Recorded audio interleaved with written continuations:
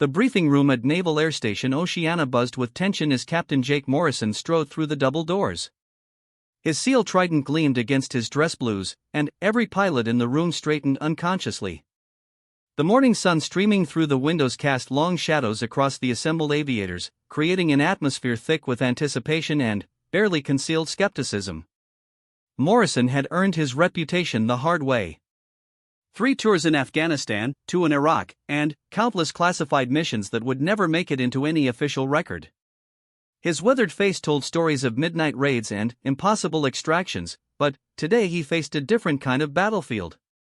The Navy's new Joint Operations Initiative required SEAL teams to work directly with combat pilots, and not everyone was thrilled about the arrangement. "Ladies and gentlemen," Morrison began, his voice carrying the authority of someone who had commanded men in life-or-death situations. "I know what you're thinking. Another ground pounder who thinks he understands air operations. Another special operations hotshot who wants to tell pilots how to fly." A few nervous chuckles rippled through the crowd.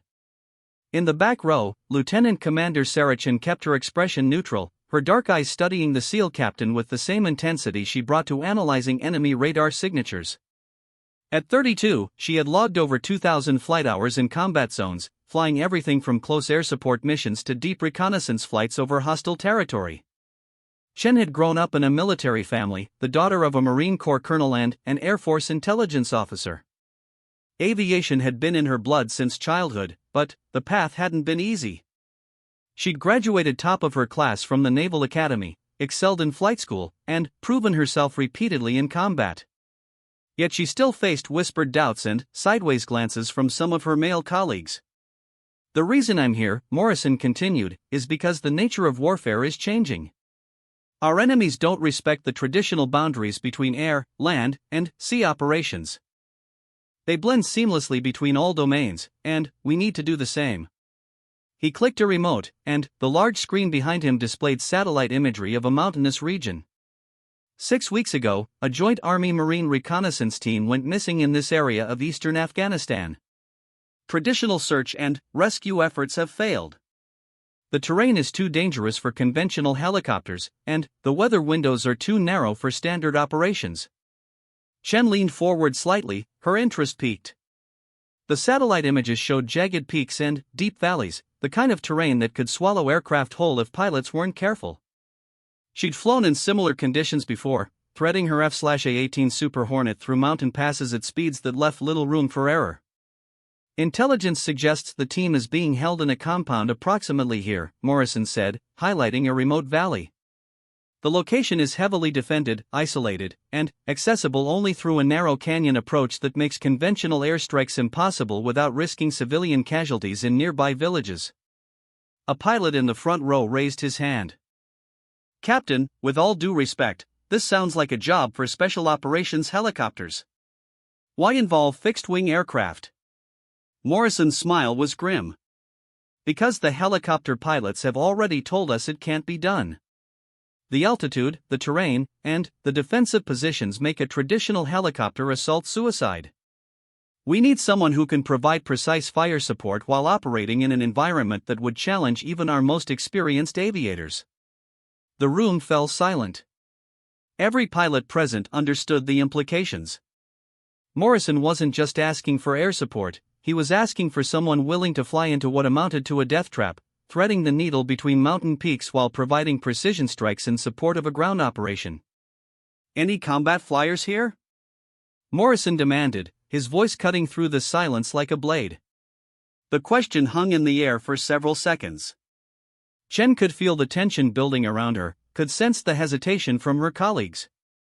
She'd been in similar situations before, moments where the safe choice was to stay quiet and let someone else volunteer for the dangerous mission. But Sarachin hadn't joined the Navy to play it safe. Slowly, deliberately, she rose from her seat in the back row. Every head in the room turned toward her, and she could feel the weight of their stares. Some looked surprised, others skeptical, and a few showed barely concealed disapproval. "Lieutenant Commander Chen, sir," she said, her voice steady and clear. "Combat veteran with experience in similar terrain and conditions. Morrison's eyes met hers across the crowded room, and she saw something she hadn't expected: respect. Not the patronizing acknowledgement she sometimes received from senior officers, but genuine recognition of a fellow warrior. Experience, he asked. 73 combat missions over Afghanistan and Iraq, sir. Including close air support in mountainous terrain and precision strikes in urban environments with strict rules of engagement to minimize civilian casualties. A commander near the front turned in his seat. Chen, this isn't like your previous missions. The margin for error here is essentially zero. One mistake and you're either dead or responsible for the deaths of American servicemen. Chen's expression didn't change. Respectfully, sir, that's been true of every combat mission I've flown. The stakes don't get higher than American lives on the line. Morrison studied her for a long moment. He'd worked with enough warriors to recognize the real thing when he saw it. There was something in Chen's bearing, in the quiet confidence of her response, that spoke of genuine combat experience and the kind of cool-headed professionalism that missions like this required. What's your aircraft, Commander? Morrison asked. F divided by a -18F Super Hornet, sir. Twin-engine, two-seat configuration. My weapons systems officer is Petty Officer First Class Rodriguez, combat veteran with experience in precision targeting and close air support coordination. Time and type? 4 years in the Rhino, sir. Previous experience in Legacy Hornets. Total flight time in combat aircraft is just over 2,000 hours, approximately 400 of those in hostile airspace. The room remained quiet, but Chen could sense the shift in atmosphere. Her credentials spoke for themselves, and even the most skeptical pilots present couldn't argue with her experience level. 2,000 hours was substantial for any aviator, let alone one with significant combat time. Morrison nodded slowly.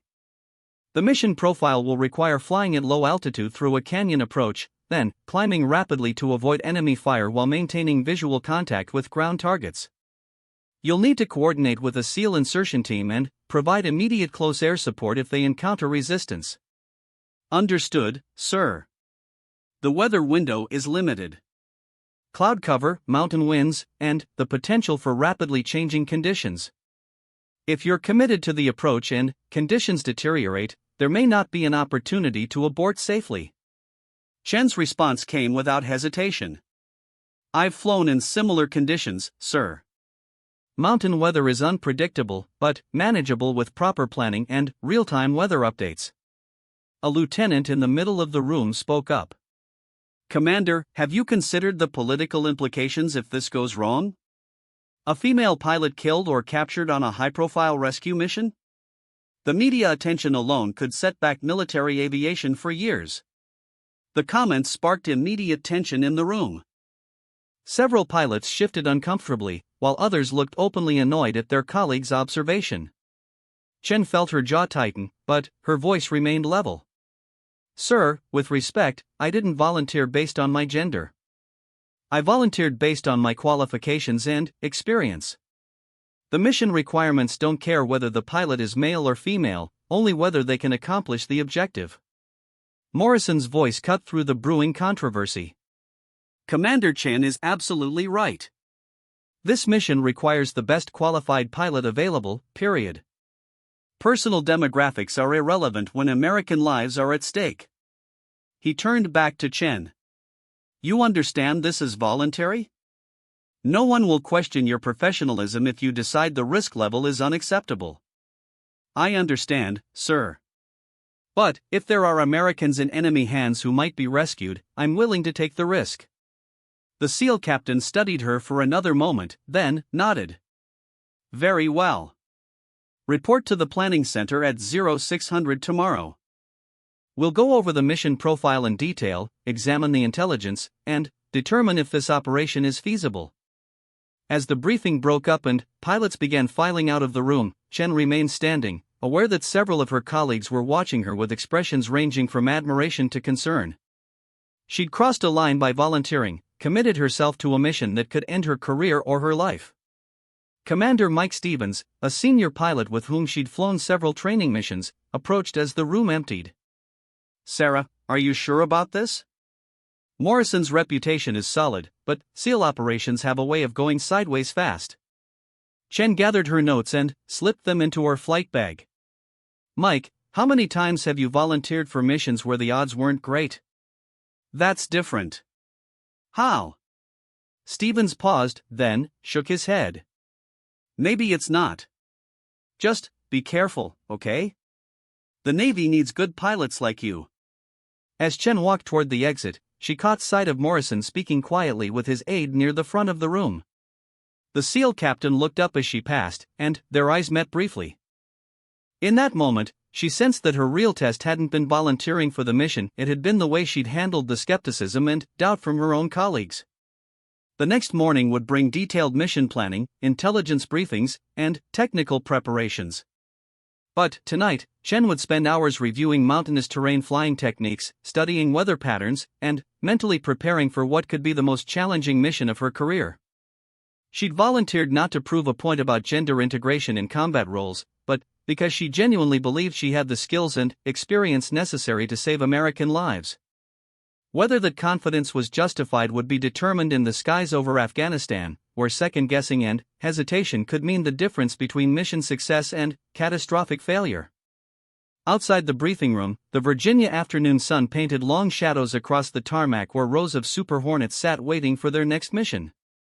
Chen paused for a moment, looking out at the aircraft that had become such an integral part of her life, then headed toward the squadron spaces to begin what would be the most intensive mission preparation of her military career. The Mission Planning Center at 0600 hours buzzed with activity that felt different from routine military preparations. Chen arrived to find Captain Morrison already deep in conversation with intelligence officers, their voices low and urgent as they pored over satellite imagery and weather reports. The room's walls were covered with detailed maps, photographs, and technical diagrams that told the story of a rescue operation unlike anything she'd previously encountered. Petty Officer First Class Maria Rodriguez, Chen's weapons systems officer, was already seated at one of the planning tables, her laptop open and displaying targeting software.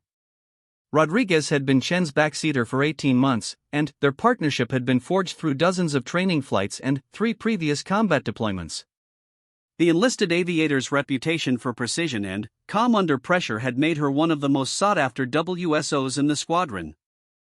"Morning, ma'am," Rodriguez said as Chen approached. "I've been reviewing the preliminary mission data.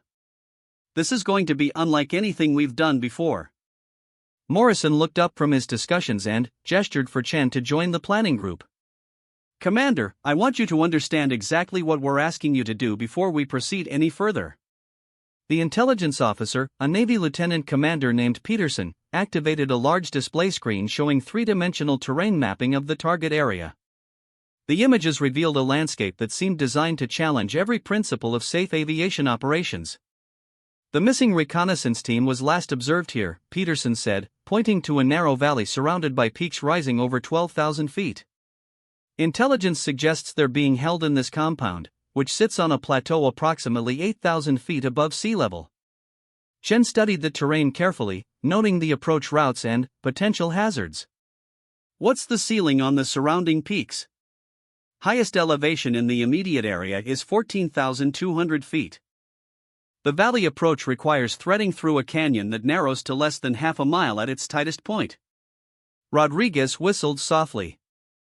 "Ma'am, that's going to require some serious maneuvering at altitude.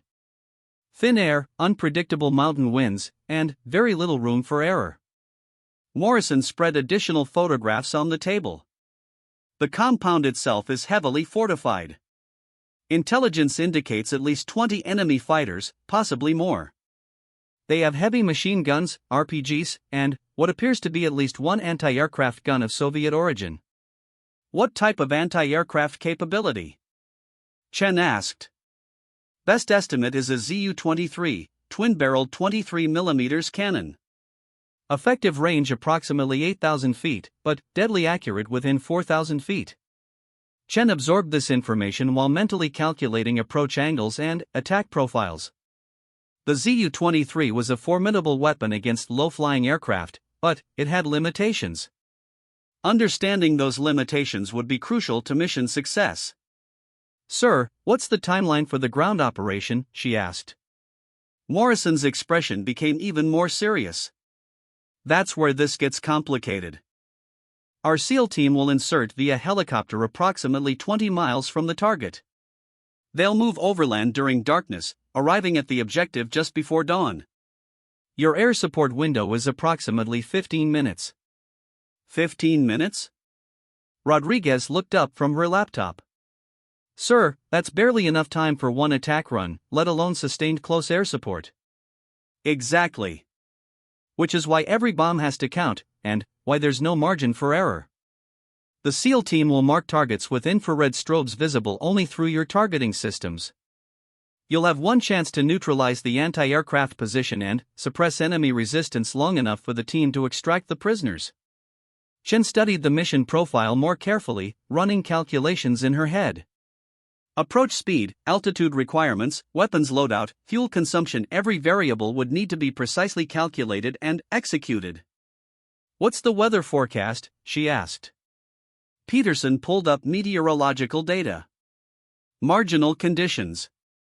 Cloud ceiling between 10,000 and 12,000 feet, with possible deterioration throughout the morning. Wind speeds on the valley floor are expected to be 15 to 20 knots, but could gust significantly higher in the canyon approaches. That's going to create some serious updrafts and downdrafts, Rodriguez observed. Ma'am, we'll need to be prepared for rapid altitude changes. Chen nodded, already visualizing the flight profile. Mountain flying was challenging under ideal conditions, but adding combat requirements and marginal weather created a scenario that would test every skill she'd developed as a pilot. Captain Morrison, what happens if the weather deteriorates beyond safe flying conditions? Morrison's pause spoke volumes. Commander, there is no backup plan. If this mission fails, those Americans don't come home. The weight of that statement settled over the planning group. Chen had flown dangerous missions before, but rarely with such absolute stakes and such narrow parameters for success. Over the next 4 hours, they developed a detailed mission profile. Chen would launch from Bugram Air Base at 0430 hours, flying solo to maintain maximum fuel efficiency and weapons capacity. Rodriguez would coordinate with ground controllers and the SEAL team, managing targeting data and communications while Chen focused on flying the aircraft through the treacherous terrain. The weapons loadout was carefully selected for the mission requirements: precision-guided munitions for the anti-aircraft position, cluster bombs for area suppression, and a full load of 20mm cannon ammunition for close support if needed. Every pound of ordnance was calculated against fuel requirements and aircraft performance at altitude. Ma'am, Rodriguez said during a break in planning, I need to ask. Are you comfortable with the risk level here? This isn't like our previous missions where we had multiple aircraft, extensive support, and clear escape routes. Chen considered the question carefully. Maria, are you comfortable with it? Honestly? No. But I'm comfortable flying with you, and I believe in the mission. That's enough for me. As afternoon turned to evening, Chen spent additional hours in the squadron's flight simulator, practicing the specific approach profile required for the mission. The simulator wasn't perfect, it couldn't replicate the physiological stress of combat or the unpredictable nature of mountain weather, but it allowed her to rehearse the precise flying required. The approach would require descending to 500 feet above the valley floor, flying at nearly 400 knots through the canyon approach, then climbing rapidly while acquiring targets and coordinating with the ground team. The margin for error was measured in seconds and feet, not the comfortable buffers typically available in training scenarios. Commander Stevens stopped by the squadron spaces around 1900 hours, finding Chen still reviewing approach charts and weather data. Sarah, you don't have to prove anything to anyone, he said quietly. Your record speaks for itself. This isn't about proving anything, Mike. It's about bringing Americans home. Stevens nodded slowly. I know. But I also know how much pressure you've been under since you volunteered. Some of the guys are saying you're taking unnecessary risks to make a point about female aviators. Chen's expression hardened. And what do you say? I say you're one of the best pilots I've flown with, regardless of gender. But I also say that sometimes being the best means knowing when to step back. Would you step back? Stevens was quiet for a long moment. Probably not. Which is why I'm worried about you. That evening, Chen called her parents from her quarters. Her father, now retired but still sharp as ever, listened carefully as she described the mission in general terms without violating operational security. "Sweetheart, are you comfortable with the risk assessment?" he asked in the direct way that had characterized their relationship throughout her military career.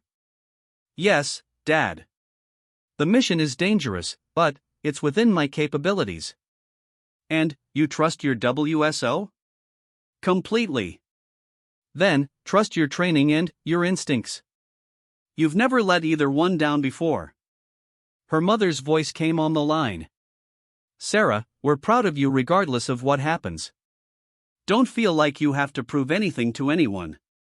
"I'm not trying to prove anything, Mom. I'm trying to save lives."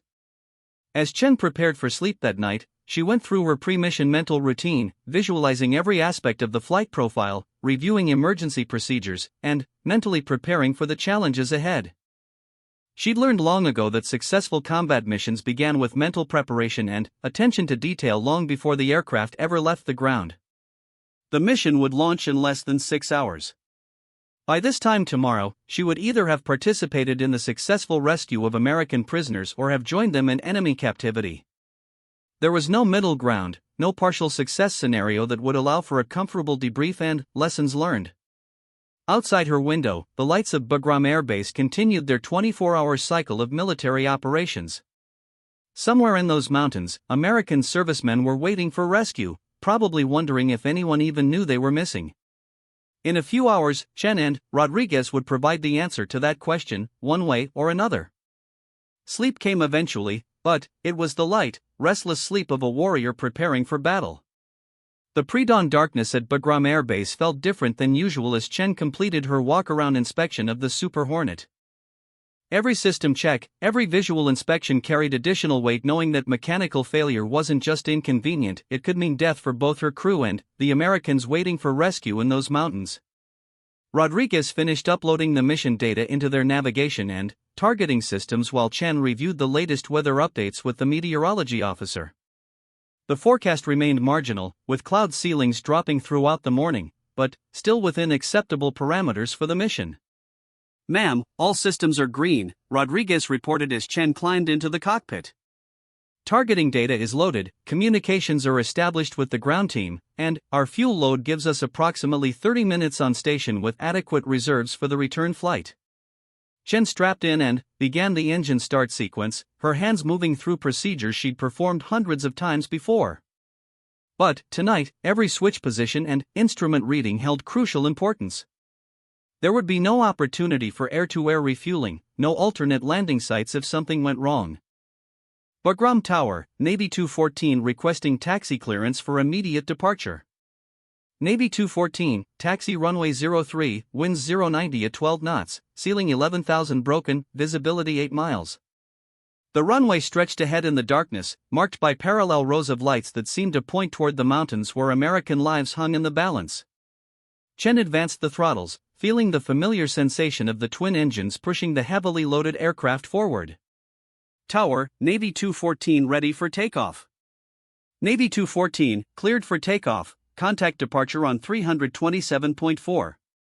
The Super Hornet accelerated down the runway, and Chen felt the moment when the aircraft's weight transferred from the landing gear to the wings. They climbed into the pre-dawn darkness, leaving the security of the airbase behind for the uncertain mission ahead. Departure, Navy 214 airborne, requesting vectors to assigned operating area. Navy 214, climb and maintain 15,000 feet, turn left heading 095. Contact Thunder Base on tactical frequency. As they climbed toward their initial altitude, Chen could see the first hints of dawn beginning to illuminate the mountain peaks ahead. The landscape looked deceptively peaceful from altitude, giving no indication of the violence and danger waiting in those remote valleys. "Thunder Base, Navy 214 on station, ready to copy mission update." Captain Morrison's voice came through their headsets with crystal clarity. "Navy 214, SEAL team is in position and beginning final approach to target. Estimate 15 minutes to initiation. Weather at target location is marginal but acceptable. Be advised, enemy radio chatter suggests they may be aware of increased activity in the area. Chen felt her pulse increase slightly. Enemy awareness could mean additional resistance, changes to defensive positions, or worse, movement of the prisoners to a different location. Thunder Base, Navy 214 copies. Standing by for targeting information. Roger. Be advised, anti-aircraft position is confirmed active. Satellite imagery shows the weapon system is manned and oriented toward the most likely approach route. Rodriguez worked her targeting systems, integrating real-time intelligence with their planned attack profile.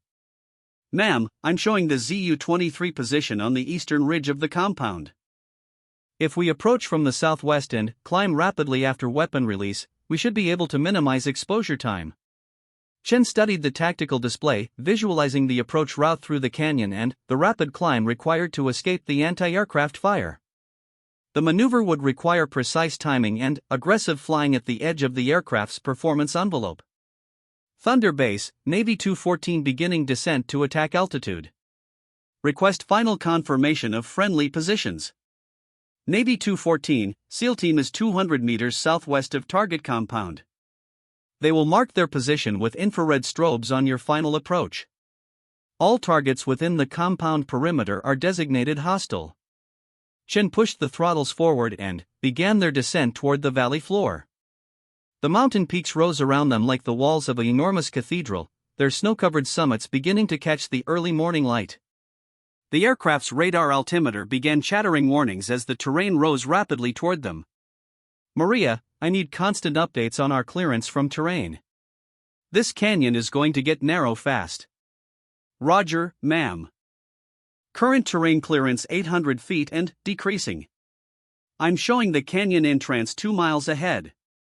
The valley walls seemed to rush toward them as Chen threaded the Super Hornet through the narrow passage. Mountain flying required a completely different set of skills than ocean or desert operations, with terrain that could kill just as effectively as enemy fire. Terrain clearance 400 feet, Rodriguez called. I'm showing severe downdrafts ahead, recommend increasing airspeed. Chen added power, feeling the aircraft respond sluggishly in the thin mountain air. At this altitude, the engines produced significantly less thrust than at sea level, and the reduced air density affected every aspect of the aircraft's performance. Thunder Base, Navy 214 entering final approach. Request immediate update on ground team status. Navy 214, ground team has encountered resistance. Estimates 6 to 8 enemy fighters in defensive positions around the compound. Anti-aircraft weapon is definitely active and tracking aircraft noise. The tactical situation was deteriorating rapidly. Instead of a quick strike against a static target, Chen was flying into an active firefight with limited visibility and increasingly dangerous conditions. Ma'am, I'm showing infrared strobes at our 10 o'clock position, approximately 300 meters from the target compound, Rodriguez reported. Designating target priorities now. Chen could see muzzle flashes from small arms fire around the compound as the SEAL team engaged enemy forces. The anti-aircraft gun was clearly visible on the eastern ridge, its twin barrels tracking toward their approach route. Thunder Base, Navy 214 has visual contact with target area. Beginning attack run. Navy 214, be advised enemy forces are attempting to move prisoners. Time is critical. Chen lined up on the anti-aircraft position, knowing that neutralizing it had to be her first priority. As long as that weapon remained active, it could destroy them during their attack run or prevent them from providing close support to the ground team. Target acquired, Rodriguez announced. Laser designator active, weapon armed. Fox 3, laser-guided bomb away. The precision-guided munition tracked perfectly toward its target, guided by the laser beam that Rodriguez kept steadily focused on the anti-aircraft position. Chen immediately began an aggressive climb, pulling nearly 6 Gs as she tried to gain altitude and distance from the explosion. The bomb detonated exactly on target, silencing the anti-aircraft gun in a brilliant flash and cloud of smoke. But their work was far from finished. Thunder Base, anti-aircraft position destroyed. Moving to close air support. Navy 214, ground team is taking heavy fire from the main compound. Prisoners are being moved toward the north exit. You are cleared hot on all targets within the compound. Chen rolled into a steep dive toward the compound, lining up on the building where enemy muzzle flashes indicated defensive positions. Rodriguez worked frantically to identify targets while avoiding the infrared strobes marking friendly positions. Multiple targets designated, cluster bombs armed. Weapons away.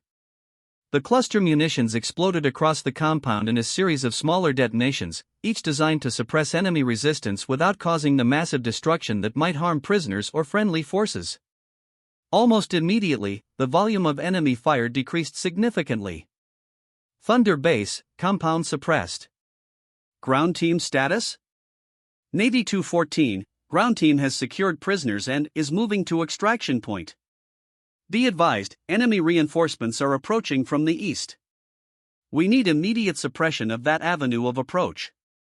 Chen could see vehicles moving along a mountain road toward the compound, stirring up dust clouds that made them easy to identify. She rolled into another attack run, this time using her 20mm cannon to strafe the approaching vehicles. The cannon fire was devastating against the unarmored trucks, stopping the enemy reinforcement cold and buying precious time for the extraction. Thunder Base, eastern approach secured. How much time do you need? Navy 214, extraction helicopter is inbound, estimate 5 minutes to pickup. Can you remain on station? Chen checked her fuel gauges quickly. They were approaching their reserve levels, but 5 more minutes was manageable. Thunder Base, we can give you 5 minutes, then we have to depart for fuel. Copy. Ground team reports all prisoners are alive and mobile. Extraction proceeding as planned.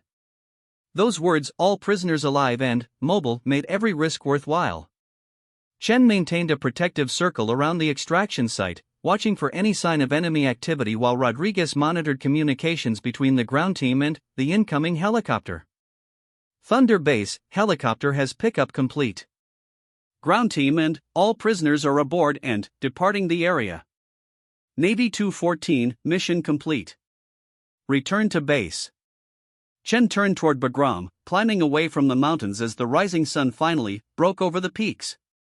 The fuel gauges showed uncomfortably low levels, but they had enough for a normal approach and landing.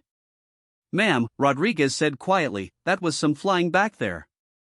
I've never seen anyone thread an aircraft through terrain like that.